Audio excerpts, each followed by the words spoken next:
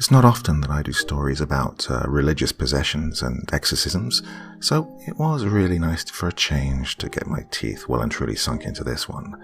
Now, you can probably have some idea of where it's going to go from the title, but it leads you off into some unknown places, so it definitely is well worth a listen.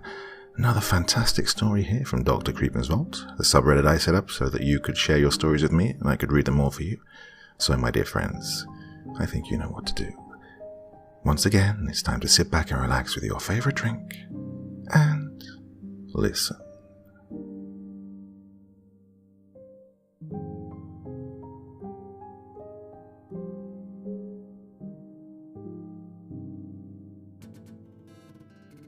My name is Jamie. I'm a kids pastor at a small, non-denominational church in rural New Mexico. I'm 35 years old, and last winter, I exorcised one of the most powerful demons in existence out of the Antichrist. Yet he will return one day to bring destruction to the earth in ways never seen before. I work at a small church on the outskirts of Roswell. Like I said, it's a non-denominational church, pretty similar to the modern megachurches, just slimmed down in size. I really enjoy my work. I love serving the kids and the Lord in my position. It's humble. Doesn't pay much. I actually work a second part-time job at Starbucks to help pay the bills with my roommate Amanda. We have services on Sundays and Wednesdays, and then various other activities the rest of the week. We're very service-minded toward the community and the less fortunate. We do a free community breakfast on Saturday mornings that I head up in the poorest district in the city. Wednesday night is our youth church night. I usually have about 30 kiddos on any given Sunday, and about half that on Wednesdays. The church is just off Highway 285, north of Roswell. The building is a newer, somewhat industrial-looking building in the shape of a giant cube, 2 stories high. It was a converted warehouse the church bought a couple of years ago when they moved buildings. The kids' church is on the 2nd floor. Below the kids' church area, on the 1st floor, is the common room, a cafe, entryway, kitchen, and offices, and then the rest of the building space is dedicated to the auditorium. It's a nice church, humble, not extravagant, but modern and good, and pretty artsy. We have a lot of artists that attend church here, and they donate some of their pieces to the church. It's all quite lovely. Well, it happened on a Wednesday night last month. Week before Thanksgiving in November, I'd just gotten off my first shift at Starbucks. I made myself a venti 4-shot Americano before leaving. A brutal Arctic cold front had just come in. We were under a blizzard warning from the National Weather Service for the next 2 days. We were going to get almost 18 inches of snow, which is really mind-blowing. It wasn't going to hit until overnight, so we were all still planning on having Wednesday night service. I hung up my black apron in the back, wrapped myself up in my pink camo coat and my scarf, and stepped out into the frigid New Mexican night with my hot coffee, the steam wafting up to my chilled nose. The wind had started blowing like crazy out of the north. The night was dark, save for the parking lights overhead and the city lights in the background. I hopped into my little Nissan, turned the ignition, and cranked the heater up. I took the lid off of my coffee for a second and let the steam warm up my face. I looked into the rearview mirror. Now, I'd spent most of my life alone, a lone woman of the Lord, faithful to the calling and loving my neighbor. Deep down in my heart, I wanted to live that white picket fence home life with a family to come home to, a husband who loved me, children who called me Mum. But as the days wore on, I saw the dream slipping further away. I thought I looked pretty. I'd put a slight curl in my blonde hair for today and stayed rather fit, but, well, if I was called to live a life alone, so be it. American culture sometimes sees women as weak, depending on men for everything. I'm not weak. I'm strong. Deep in my heart, I know I'm a warrior princess. I drove off down 285 and came up to the church. I saw several of the regulars' cars parked out front. I saw a couple of new ones too. Light crowd for tonight, though. which I expected, given the impending snow apocalypse. I hopped out and went inside. I greeted several people in the main hall, and then went up to the kids' church. No one was there. Not surprising. I decided I'd hang out and get some work done on Sunday's material if no one ever showed up, then go downstairs and see if the other pastors or the prayer team needed help. It was 30 minutes into when service had started, and I was still alone. I was sitting on the side of the stage working on Sunday's message when I realized I was not alone. I looked up and was startled to see a girl standing just inside the doors from the landing and staircase outside the kids' church auditorium. She was a teenager, maybe 15 or so. Dark brunette hair and a complexion that gave her away as probably Portuguese or Spanish. She was wrapped up in a dark coat. A face that was blank, but I couldn't help but get the feeling this was a mask for something more troubling. Regardless, I thought a cheery attitude might be the best way for me to approach her. "Hi," I called to her. She didn't say anything at first, but stepped forward toward me. She came up to me and said, "Hello." Her accent gave her away as Portuguese. "My name's Jamie. I'm the pastor. What's your name?" "My name is Gabby," the girl replied. I stared into her soft brown eyes. And yes, she is terrified, I thought to myself. "It's nice to meet you, Gabby. Well, as you can see, no one really showed up tonight, so we're probably not going to do much. We can talk, though, if you'd like." She stuttered, and for a moment held my gaze, as if she were trying to ascertain if I was a safe place or not. She opened her mouth as if she were about to say something, and then... "Gabby." Her voice shot out in the silence. We both looked over to the door where a girl stood in the doorway.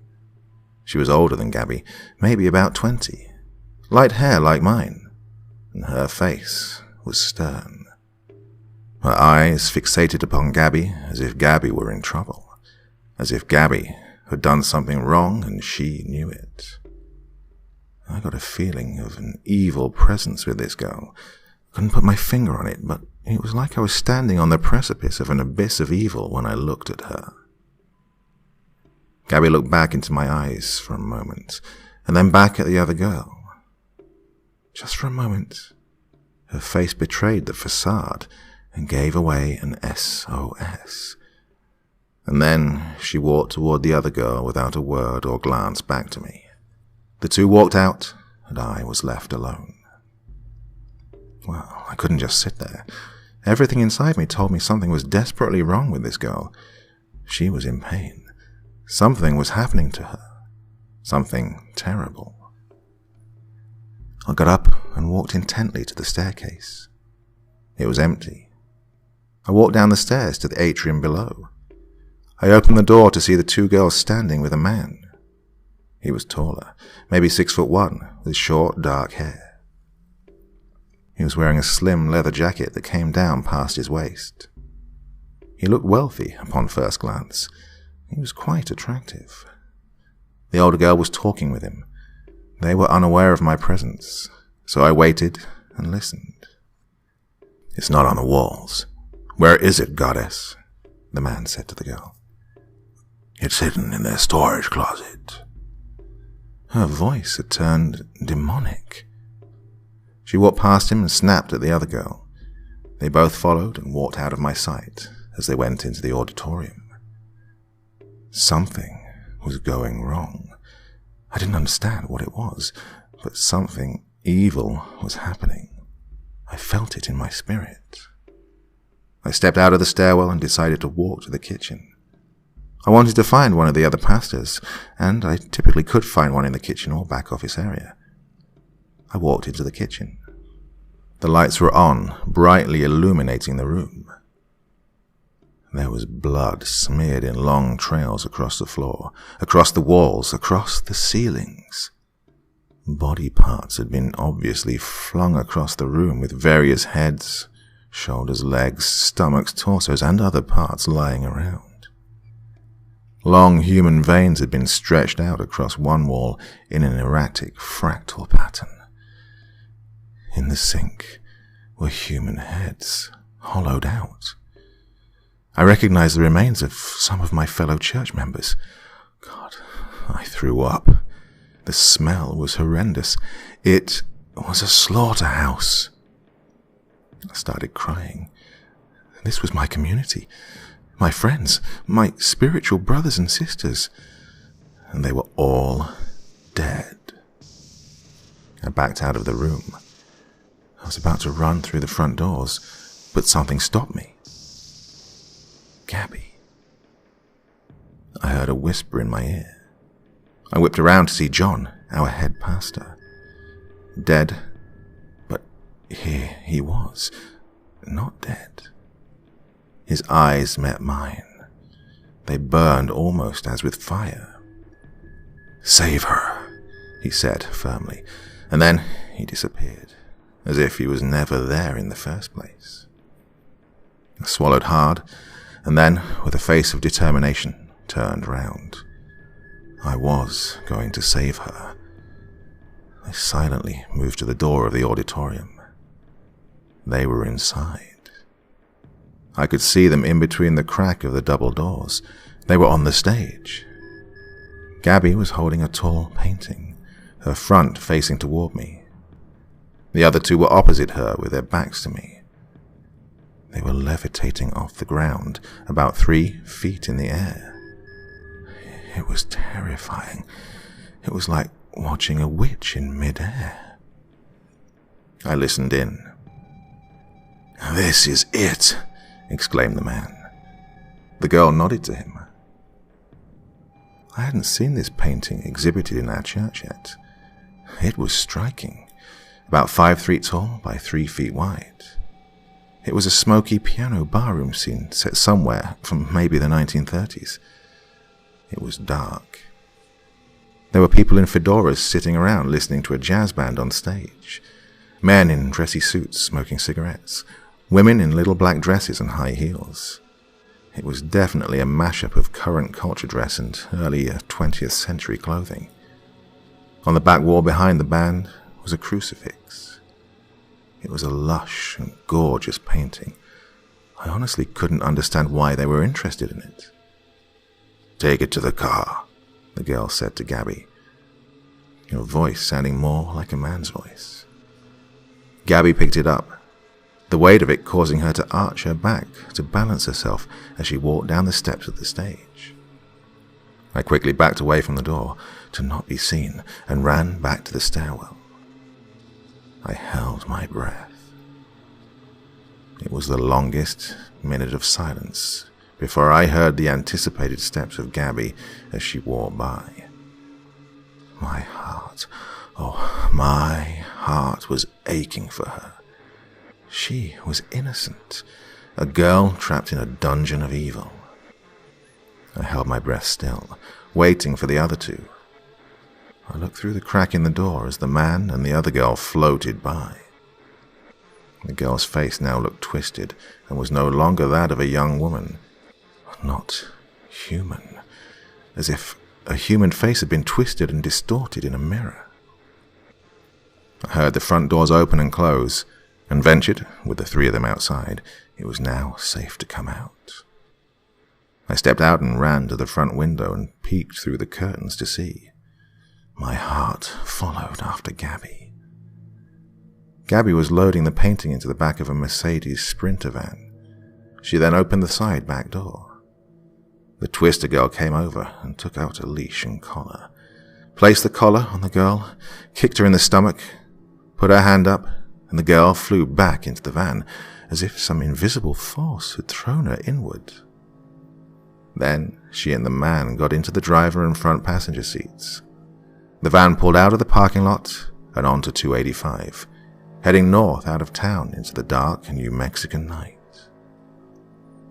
I threw open the door and ran to my little car, flipped the key and turned the engine on and swung out of the parking lot, praying I wouldn't lose sight of them as I got onto the highway to follow them. I kept my headlights off and accelerated up to 70 miles an hour. I could see the van, the two red taillights like demons' eyes in the night. The sky was abysmal, with only the faint city lights revealing the dark clouds above, portending a blizzard soon to come. There was no other traffic on the highway, which meant I could safely stay under the radar as I followed. The van kept going north. I hadn't been able to process all that had just happened. The questions of who they were, what was going on, why the painting, and a million others were being suppressed by my brain. In lieu of reconciling reality to reason, I was running off adrenaline and the unswerving belief that God wanted me to rescue this girl.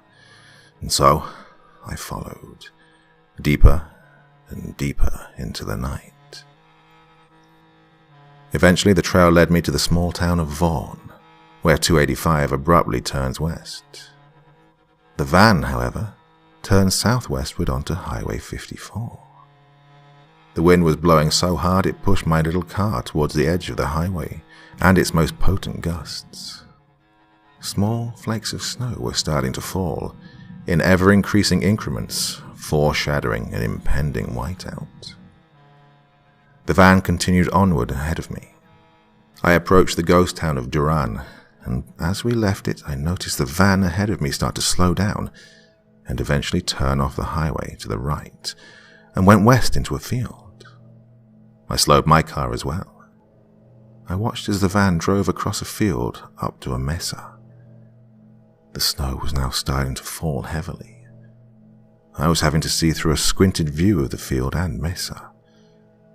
The van parked close to the mesa off the highway.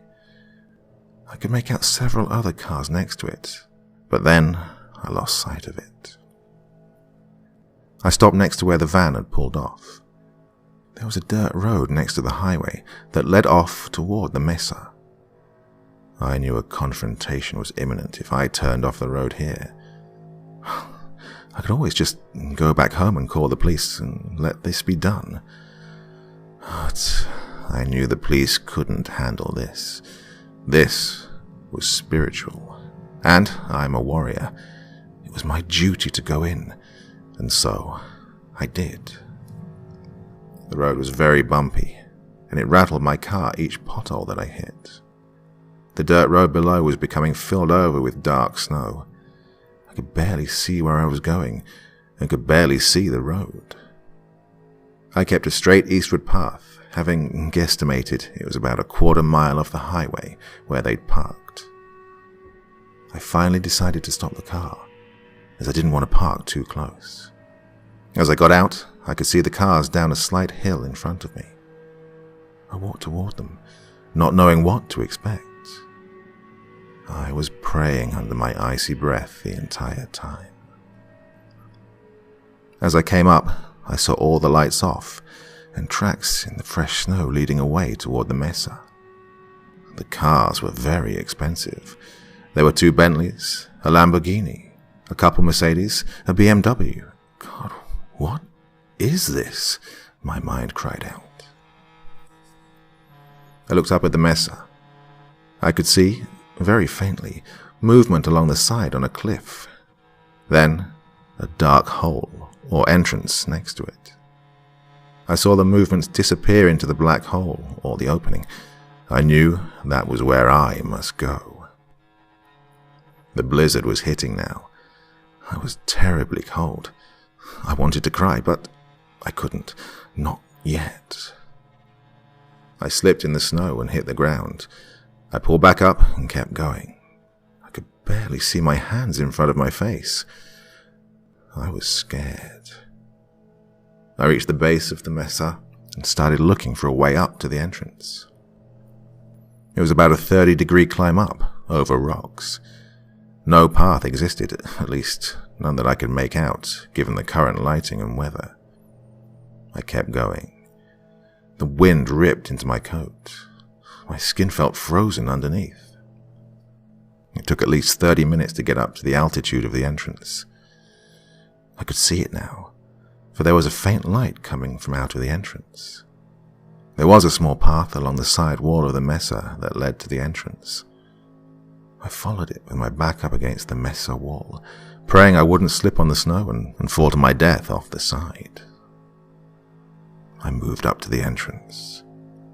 I could feel a blast of heat coming from inside, which, by the time I was right outside, my body was starting to warm up. But it was an unnatural, terrible heat. I would have preferred to freeze in the snow than to feel that heat on me. The entrance led to a small walkway that led underground into the interior parts of the mesa. I started walking down it. I wasn't concerned about my footsteps giving off a sound, as the wind blew so hard as to mask my presence. I walked deeper and deeper. It got warmer and warmer. I found my body sweating underneath my coat and shirt.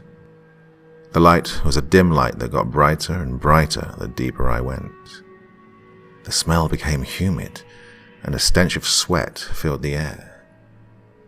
The walkway made an abrupt, sharp descent.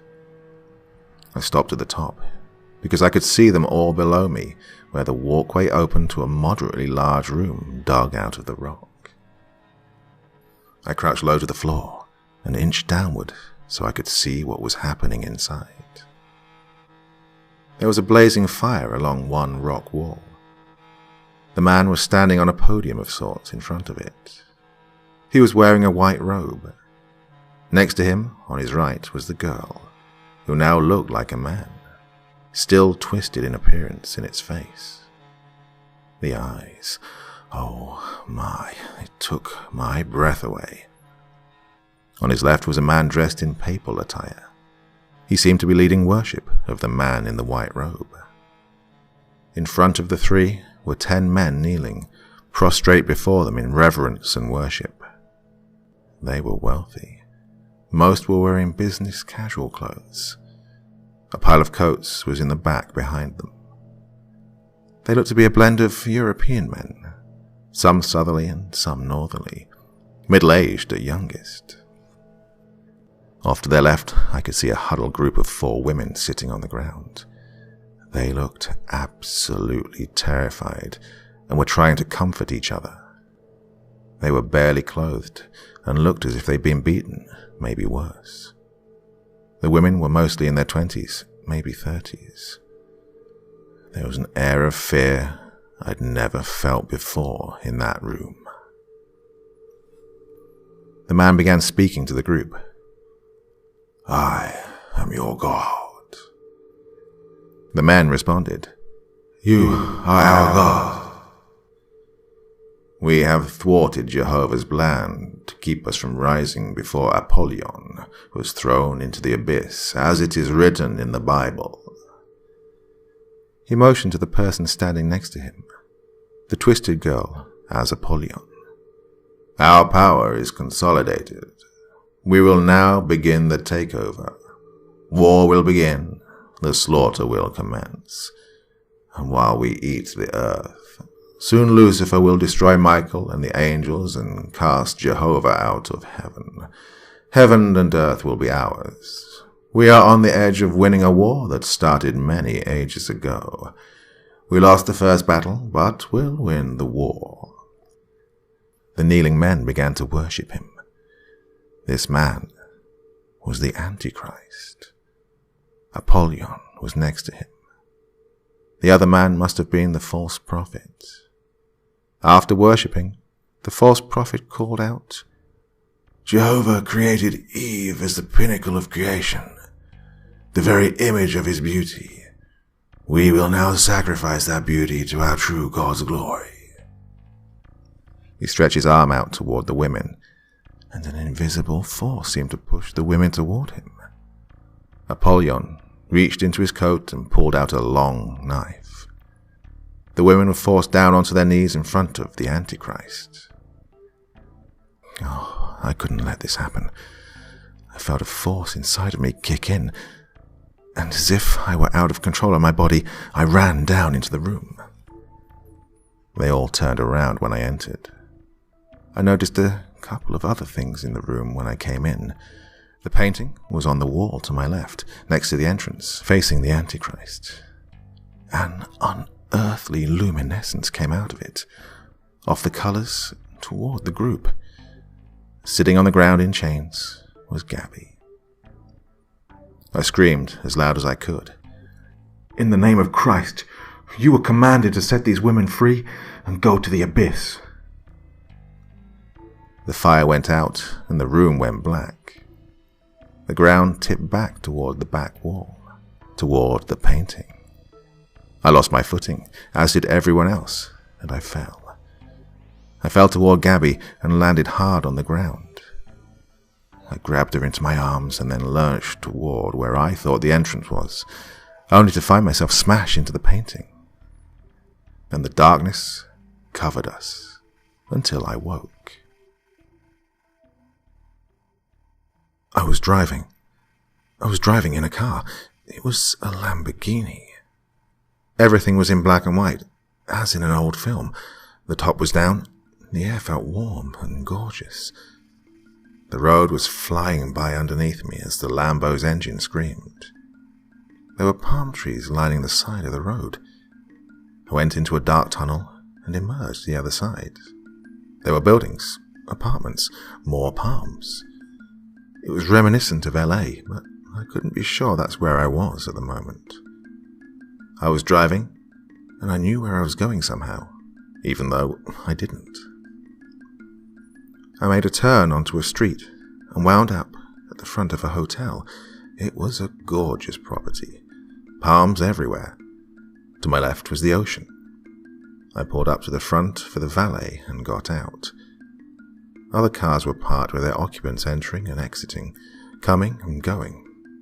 The cars were either old and very nice, or new and very nice. No middle ground. There was a fireplace burning in the wall beside the entrance doors. I walked inside to a lush, gorgeous lobby. The people inside were dressed up, suits, beautiful dresses. It seemed this type of attire was the norm. I found the ladies' room and went in to see my reflection. No one else was inside. I looked at myself in the mirror on the wall and noticed I was dressed appropriately in a short, lovely black dress with a diamond necklace on. I felt something strapped to my leg just above my knee under my dress. I reached down to pull out a hidden gun. It was loaded. I took a long look at it, feeling the cold metal against my warm skin. It was then that everything came back to me. Why I was here. I'd forgotten, and, as if when someone becomes lucid in a dream and suddenly remembers there is a whole world out there beyond this reality, so I remembered. I was there to find 2 murderers. They were on the loose. 2 men. I couldn't remember their names. There had been a string of murders at the hotel, but no one could discover who was committing the crimes. So I'd been called in as a private investigator. I came out of the ladies' room and entered back into the lobby. To my right was the elevator bank leading up into the rooms. To my left was a hallway leading to a restaurant and apparently some type of bar with jazz music wafting out of it. I wasn't sure what to do next. I knew somehow that the murderers were here in the hotel, and they weren't leaving. I had an awful dread that a new murder would happen very soon if I didn't find them. I decided to go to the front desk and ask for the manager. The receptionist nodded to me at my request and disappeared behind a door, apparently to an office area. A moment later, a middle-aged, portly, bald man in a polo and khakis came out to meet me. "How can I help you?" His accent was thick, as from the US East Coast, probably New York. "Hi, I'm here to investigate the murders. Do you have any information on what has happened? Any suspects?" His face turned to stone and almost became trance-like. After a few seconds, he came out of it, looked around to make sure no one was listening in, and then motioned for me to follow him in through the back door. I entered a long, dark hallway, which led into a kitchenette, probably the staff break room. He looked at me again. "Hold your nose." I did as he asked. He opened up the fridge to reveal human corpses all pushed up against each other. They had been dismembered. The heads had been hollowed out. Veins had been piled up like stringy innards removed from an autumn gourd prior to baking. I gasped, and had the strongest déjà vu pass me by in that instant. "Pretty bad, huh?" he remarked, shutting the door. Well, that was earlier this evening. "Found the remains all over the kitchen here. I recognized some of the bodies as current guests. Never heard anything. No one saw anything. Called the cops an hour ago, but they said you was coming, so I just put everything in here." I backed off a few steps, my stomach filling with horror and dread. I was living a black and white horror film. "Any evidence left behind?" I asked. "None, but I have a feeling you should check into room 3366. 2 men checked in there earlier this week, right before this all started. They're the only ones I can tag to the string of murders. I've gone all over the records and security tapes of the guests the past week, and they always seem to be nearby before a murder began. Here's a copy of their room key, if you want it." He handed me the key. I nodded in agreement and followed him out of the break room and back to the lobby. It looked like the lights had dimmed in the hotel. There were more guests as well. It was a packed night, and smoke hung in the air. As I walked up to the elevator bank and pressed the up button, I noticed a man standing in the crowd. He noticed me. His eyes. I felt the dread. He turned and disappeared into the crowd, and I lost him. The elevator dinged and the doors opened. I went in and hit the button for the 33rd floor. The doors opened a moment later, and I emerged onto a retro-themed floor. Retro for 2019, that is, and started counting down the room numbers on the doors until I reached 3366. I knocked first and then waited. No answer. Knocked again, then waited. Comfortable that no one was at home, I slid the key into the door and went in. The room was a suite overlooking the ocean. No lights were on. The sun setting over the ocean illuminated much of the room. I flipped on the lamp next to the bed and started looking around. 2 bags of luggage were in the corner. My heart was pounding in my chest. I put the luggage on a corner desk. It was a combination suitcase. I couldn't open it. Might not be worth my time, I thought. I went into the bathroom. Nothing. I went into the adjoining bedroom. Empty. I opened the closet door in the adjoining bedroom, and there was a woman, bound and gagged, lying on the floor. She was moving her head, trying to see me. "It's okay," I whispered. "I'm here to rescue you." I took off the gag. She looked about my age. Quite beautiful. Looked ragged, like she'd been mistreated. How badly, I couldn't tell. She was also wearing an evening gown, which told me she was potentially part of the party going on down in the lobby in the bar. "Thank you," she replied as I pulled the rope off her hands. She looked at me. "What's your name?" "Jamie." I'm Evie." "Who did this to you?"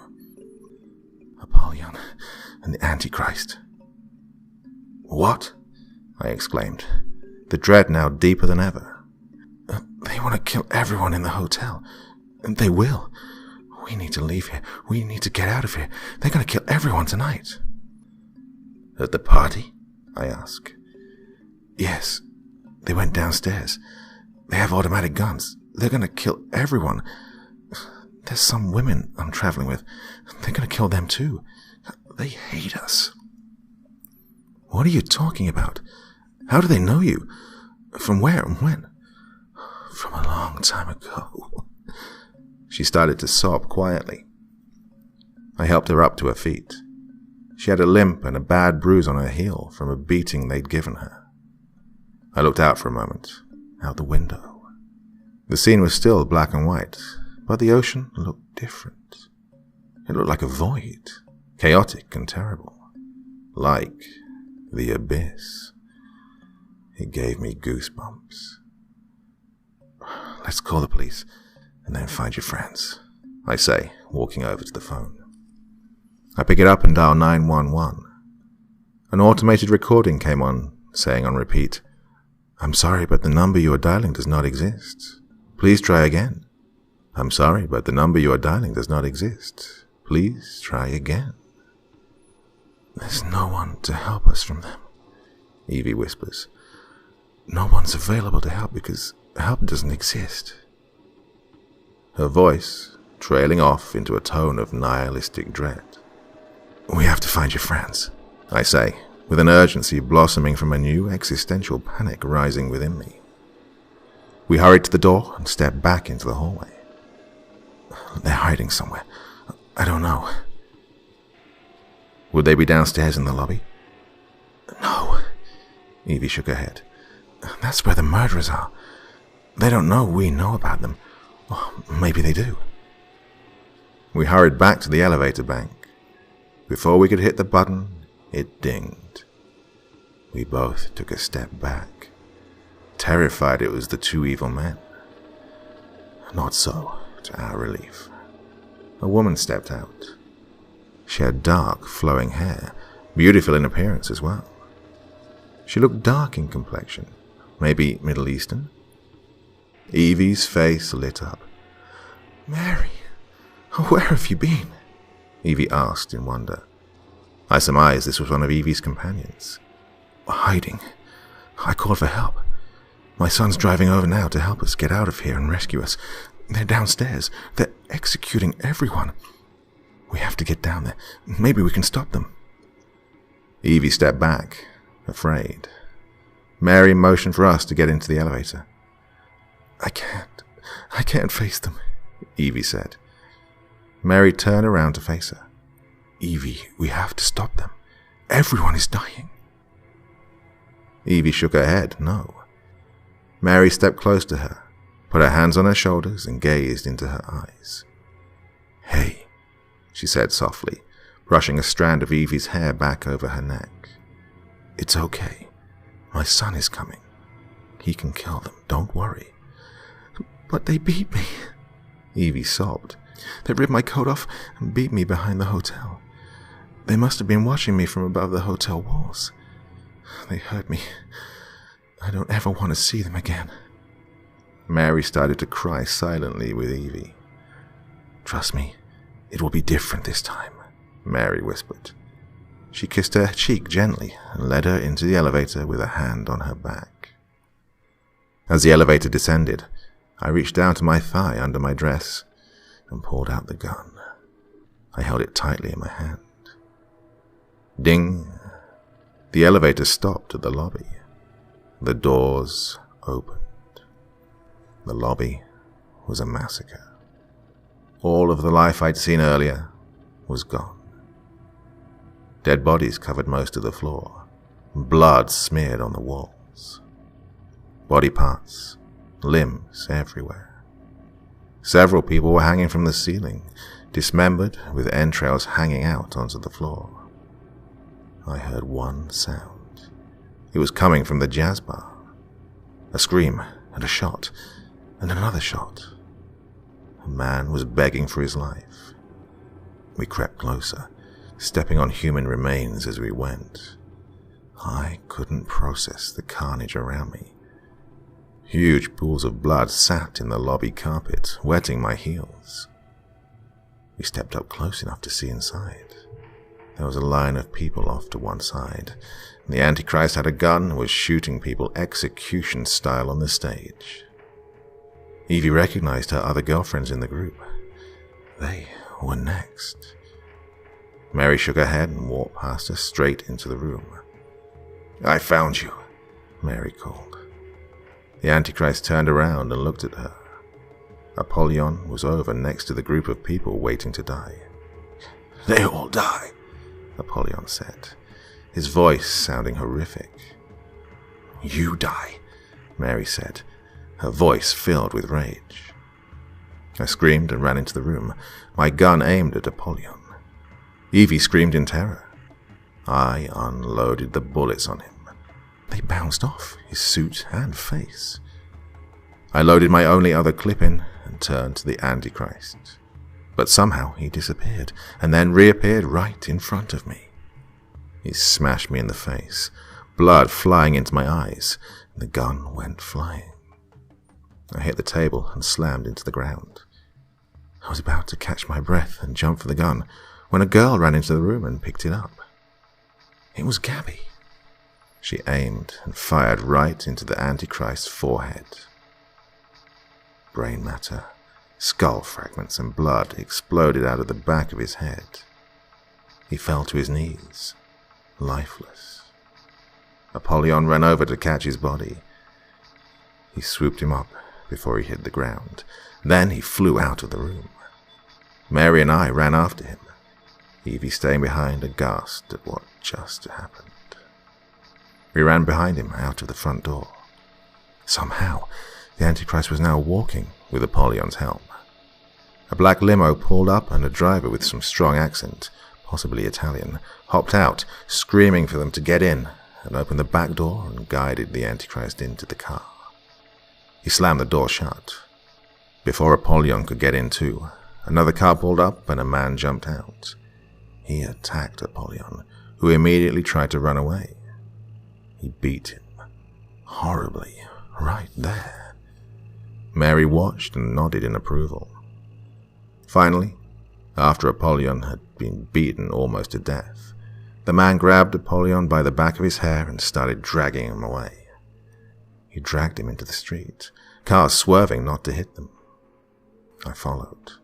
I couldn't stop watching. He dragged him all the way to the adjacent beach, then threw him down and kicked him relentlessly. Apollyon threw up blood everywhere. His face was disfigured from the beating. Then he grabbed him again and walked him toward the black water. The man threw Apollyon in. He sank under the water, and then he was gone. I awoke. I was back in the cave in the mesa. Gabby was lying next to me. The other women, too. The fire was only smoldering, barely alive. We were alone. I crawled over to Gabby and helped her up, then helped up the other women. We all walked together, leaning on each other, holding each other up, as we got out of the caves and out into the blizzard. It was still night time. The cars were gone down below us. I expected that. We all got into my car, turned the lights on, cranked up the heater, and started driving. We got on the highway and went back home. It's summertime now. It's hot outside. No more blizzards for now. I no longer make espresso and lattes. I'm the new women's pastor at our church. I'm a mum now too. I adopted Gabby. I'm driving home from church, back to my new house. A humble little cottage on a couple acres, just north of the church. I drive off the highway onto a dirt road, and then pull into my driveway. A couple of cars are parked in the driveway. I get out and go in the front door. "Hey, Gabs," I call out. "Hi, Mom. Appetizers are done," she calls from the kitchen. The other ladies are hanging out in the living room. I say hi to Evie and give Mary a hug as I go into the kitchen to grab some chips and guacamole. I run a homeless women's Bible study and support group now with Mary and Gabs. We started doing a lot of homeless ministry lately, and even got a new safe house built for abused and homeless women. Some of the ladies who live there attend our group. As I sit down in the living room, I feel a depth of peace I've never felt before. One of the ladies asks, "So, picking up from last week's study, I have a question. In Revelation, it says the beast out of the abyss will be released, and that the Antichrist will be healed from his head wound. How does that happen?" I smile and slide the chip with guac into my mouth and nod to Mary.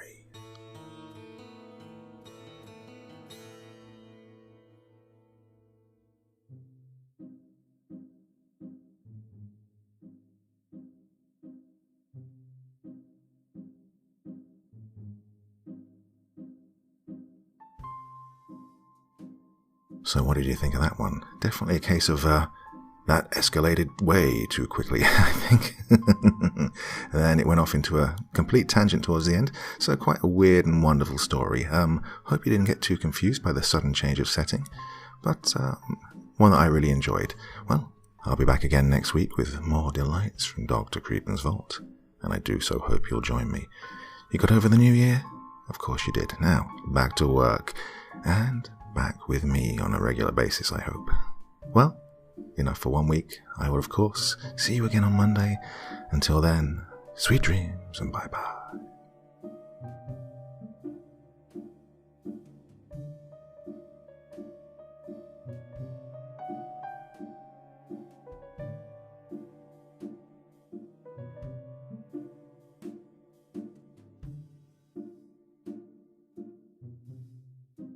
Thank you so much for choosing to spend your time listening to me.